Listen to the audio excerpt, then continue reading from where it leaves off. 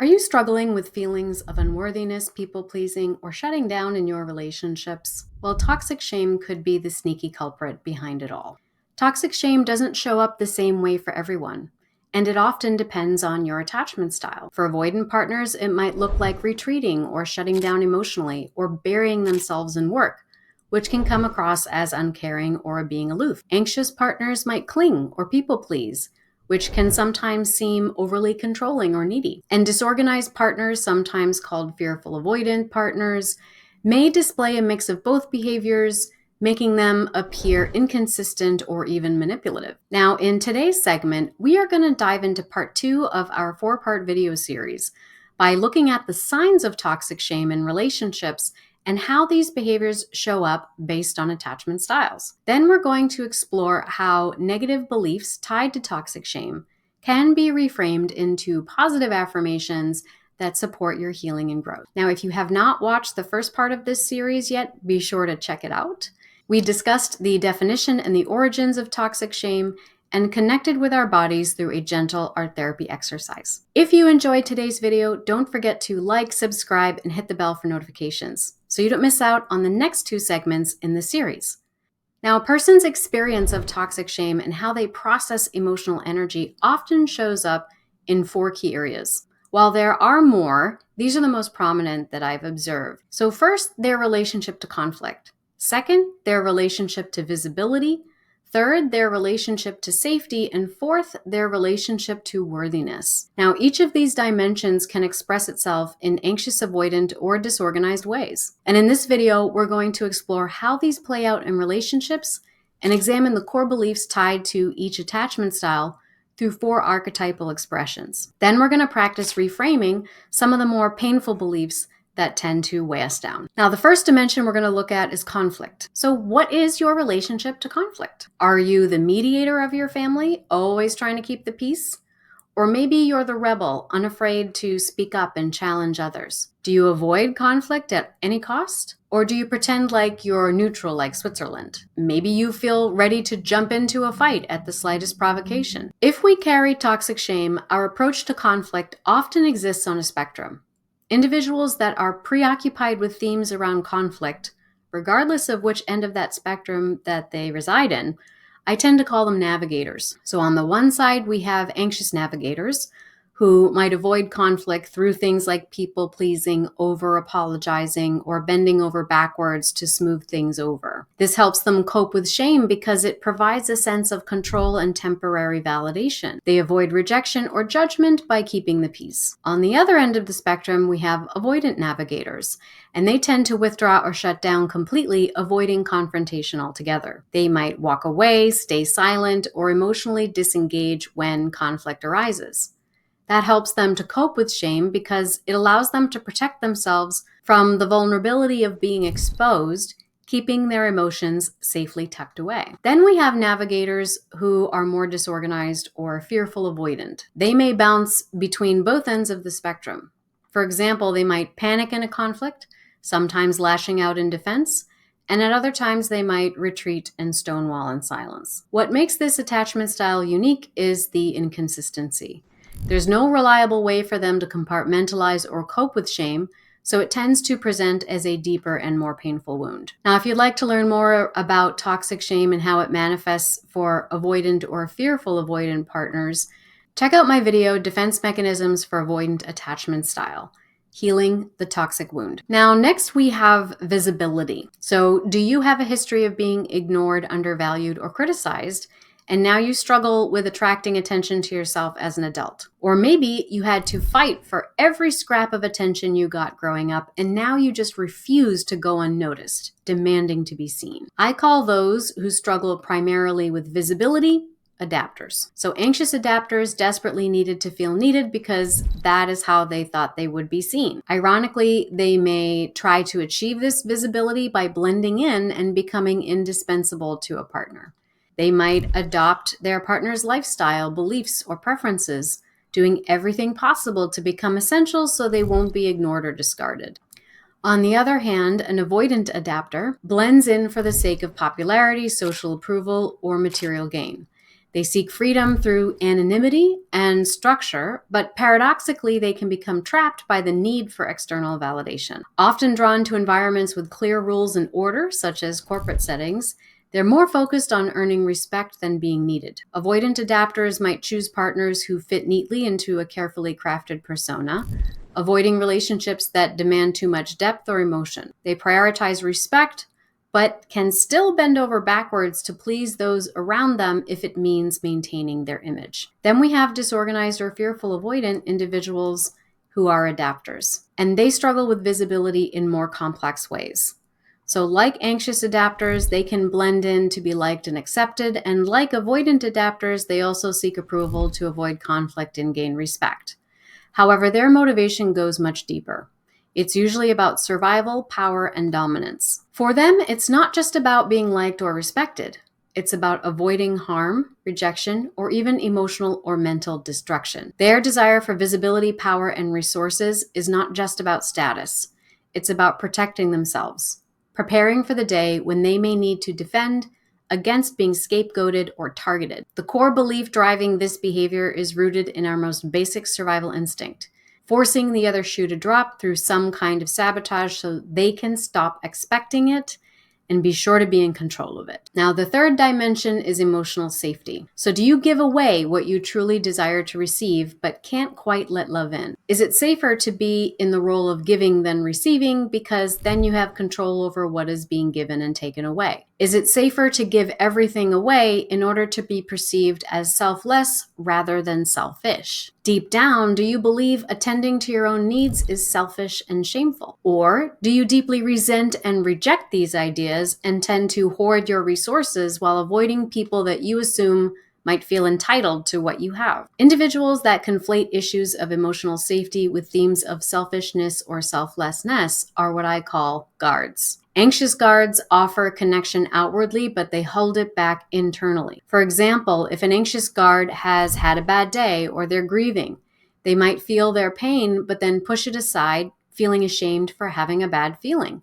Instead, they'll downplay their emotions and say something like, "Yeah, it's tough, but I'll get through it. It's probably not nearly as bad as what you're going through. How can I help you?" Then they focus on others to avoid the feeling of being selfish or needy in their pain. Then we have avoidant guards. They also feel shame around their emotions, but they cope with it by withdrawing. They shut down to protect themselves from feeling too much. If an avoidant guard has a bad day or loses a pet, for example, they might say, "You know what? I wish people would just leave me alone. That's life, no need to make a fuss about it." When consoling others, they might respond similarly. "I'm sorry you feel that way. You probably need time alone. I'll leave you to it." And then we have our disorganized or fearful avoidant guards. And they can respond either like an anxious or an avoidant guard. But again, their motivations are more complex and rooted in deeper fears and feelings of shame. Now, an anxious guard could deflect support because they fear being seen as selfish or burdensome. They want to keep the peace and avoid being shameful about upsetting anyone with their needs. However, a disorganized guard deflects out of a fear of showing their vulnerability because they think that means it makes them a target for humiliation or ridicule. They believe that if they show their grief, someone could take advantage of that weakness. To them, vulnerability is not just uncomfortable, it is dangerous, and it could open a door to being used or manipulated. Similarly, while an avoidant guard might leave others alone because they assume people want space to deal with their feelings and they want to avoid the shame of being emotionally exposed, a disorganized guard stays distant because they fear that someone else's pain could be a trap. They want to avoid getting pulled into a situation where they end up being blamed or held responsible for solving a problem that they did not create. In their minds, getting too close to someone else's pain or vulnerability could lead to being scapegoated or emotionally trapped in an unfair situation. Overall, guards struggle to ask for help. They can't always identify their own needs, and they tend to help others at arm's length. Even when they're in need, they tend to give away what they truly want, or they find ways to get by without it. Can you relate to the guard's dilemma? Is any of this sounding familiar? Drop a comment and let me know. Now let's dive into the impact of the last dimension, and that is worthiness. Do you always step in to save the day but receive very little in return?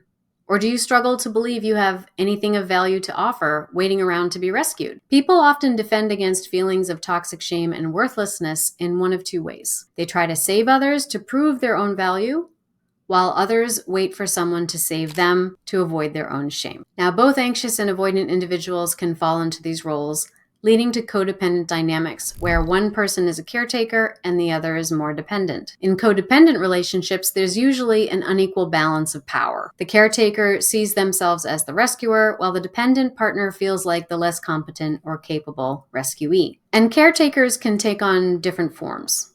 Now, the anxious caretaker is often seen as the nice one.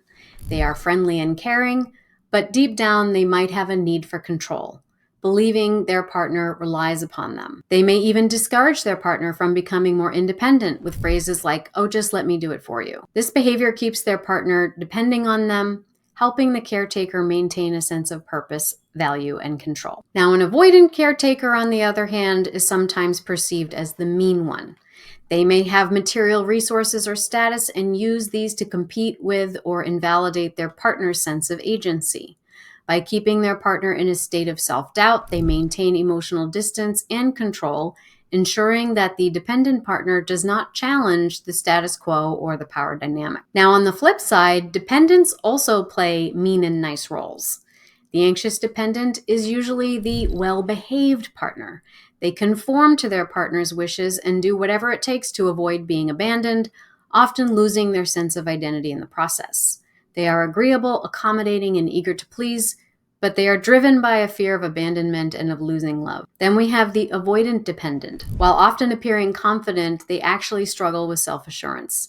They dislike their own dependency, and they may act out in passive-aggressive ways, sudden outbursts, or emotional detachment. They may try to compensate for their feelings of inadequacy by acting destructively, such as by being unfaithful, overspending, or ruining important events, only later to seek forgiveness to relieve their shame. This dynamic becomes unhealthy when either partner feels trapped, staying in a relationship that feels toxic or one-sided. If you'd like to learn more about the rescuer in love, check out my 2-part video series, The Codependent in Love and How to Stop Rescuing Your Partner. So how might someone learn to shift from acting out of toxic, shame-driven behaviors across the dimensions of conflict, visibility, safety, and worthiness to healthier ways of handling these challenges? Well, that's where my Attachment 101 courses come in. A key aspect of these courses includes examining limiting beliefs tied to each attachment style. We work on reshaping these beliefs, adjusting how you interpret your experiences, and replacing them with more empowered affirmations. So in this next segment, we're going to explore some common limiting beliefs associated with our insecure attachment styles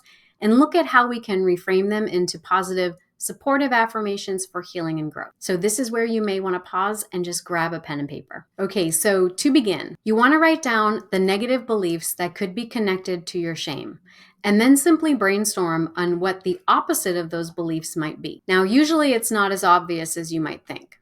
So for example, you might say, well, I'm alone with my shame, and therefore believe finding a partner is the only way to stop being lonely and heal these shameful feelings. But this means that love and companionship will be conditional because the underlying belief is I can't be happy or feel love on my own, and or romantic partnership is the only vehicle available to me for love and connection. So the real opposite of this belief is I am fully capable of cultivating my own happiness and connected to a divine source of love at all times. Because of that, I'm never really alone. And perhaps through a connection to community, I might experience this ubiquitous love in a variety of forms, not just through romantic partnership. So to help you out, let's review some of these common limiting beliefs according to attachment style and offer some reframes for them. So let's do our anxious open hearts first. Typically, the limiting beliefs sound like love is rare and hard to find.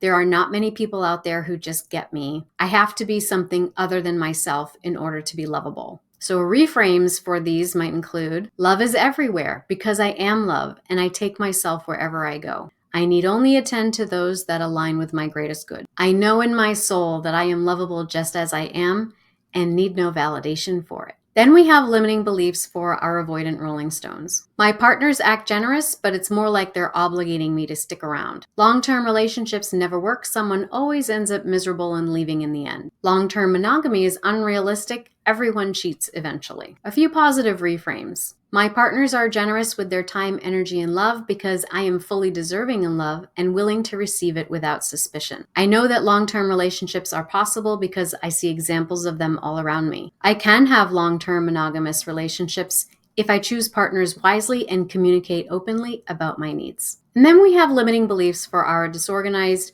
spice of lifers. Love is not safe. It will hurt me or worse, abandon me. If I get too close to someone, they'll leave me. If I need someone, they'll use that against me. Some positive reframes. Love is the safest place I can be because it's my natural state of being. If someone leaves me when I get close to them, it means they were not ready for the intimacy that I am. I'm never truly alone because Spirit is always with me, and Spirit connects me to all things and everyone.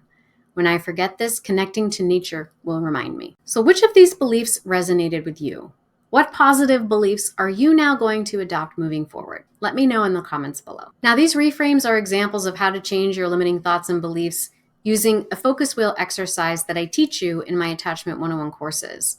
And I have seen countless students go from feeling trapped in toxic shame to feeling more confident and secure and connected when they combine these types of focus wheel exercises with art therapy and somatic guided meditations in my courses. So for example, when Helena came to this course, she was struggling with feelings of shame and low confidence in an on-again, off-again relationship, balancing a lot in her life as a single mom. The focus wheel exercises in combination with the art therapy approaches helped her connect to her body, feel more relaxed, and stop automatic negative thinking. In fact, she experienced this as doing therapy on yourself. But I will let Helena speak for herself. What attracted me to the course is your focus on the dynamic instead of only from your perspective and finding your triggers. The most important thing for me has been experientials that let me get into my body. Metaphors definitely help. There's one guided meditation that you do that it's about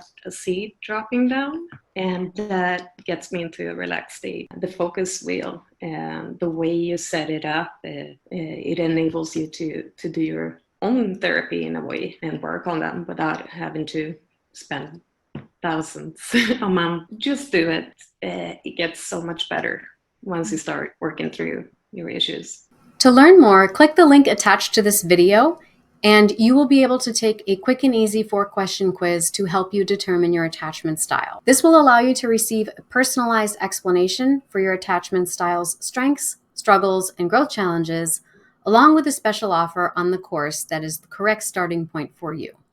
Now, let's dive into some final thoughts. Toxic shame is a deeply rooted belief that you are fundamentally flawed or unworthy, resulting usually from early attachment injuries that skew our attachment styles and coping mechanisms. Now, I want to assure you, feeling more secure and emotionally fulfilled in relationships is not only possible, but probable when individuals are ready to confront their toxic shame and embrace healthier relational dynamics. Now, my Attachment 101 courses support you every step of the way through these growth challenges using a multimodal and experiential approach. Now, remember to subscribe to my channel and ring the bell for notifications when we release the next installment in this series.